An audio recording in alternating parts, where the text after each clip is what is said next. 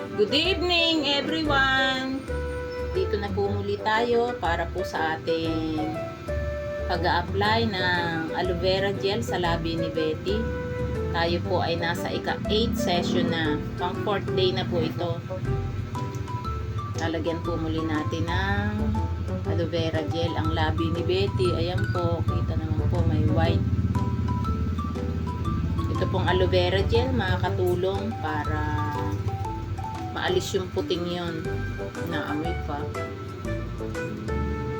Kasi dati na po siya nagkaroon ng ganon last year. Ito rin lang po ang aking ini-apply sa kanyang labi. Tiyagaan po kasi hindi po kaagad-agad yun naalis, pero makakatulong po ito. At tiyagain lamang. Huwag malikot, Betty, ha. Didilaan ng batang yan. Yan, applyan natin. Umaga't gabi natin nilalagyan para tuluyang mawala.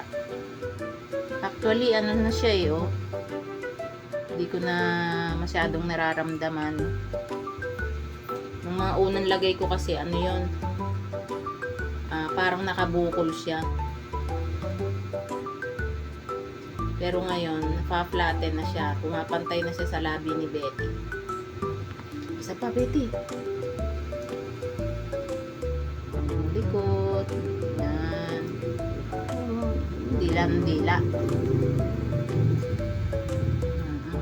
Yan. Yan.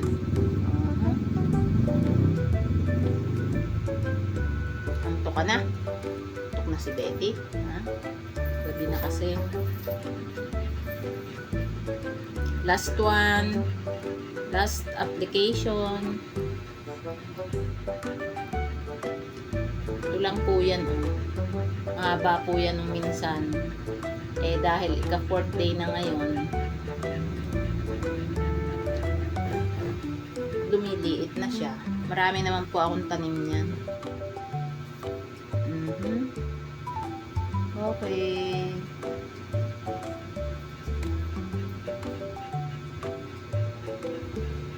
Yan. Sana'y malis na yan. Gumaling na. Ana, Betty na. Ano po. Yun lamang po muli. Salamat po sa inyo. Bye-bye po. Good night na. Sweet dreams po sa inyo. Ang kulit ng Betty. Ang kulit. Away po sa inyo.